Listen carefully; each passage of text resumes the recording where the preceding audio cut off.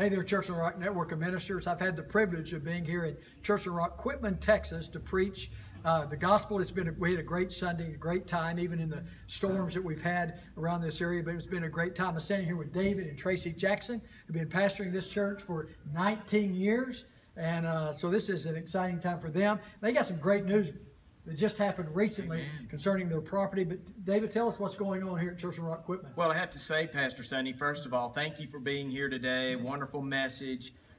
So thrilled to be a part of Church on the Rock Network. Wonderful friends, and it's like a family. We're just feel so blessed to be a part of it. But we've had a very fruitful year here at Church on the Rock. Hasn't been a trouble-free year, but we've seen more people this year than the previous few years to come to faith in Christ and have been water baptized and are becoming a part of the church, so we're thrilled about that. But one of the things we're really excited about that just happened in our small group campaign, our folks got together and decided it was time to cancel the debt of this church.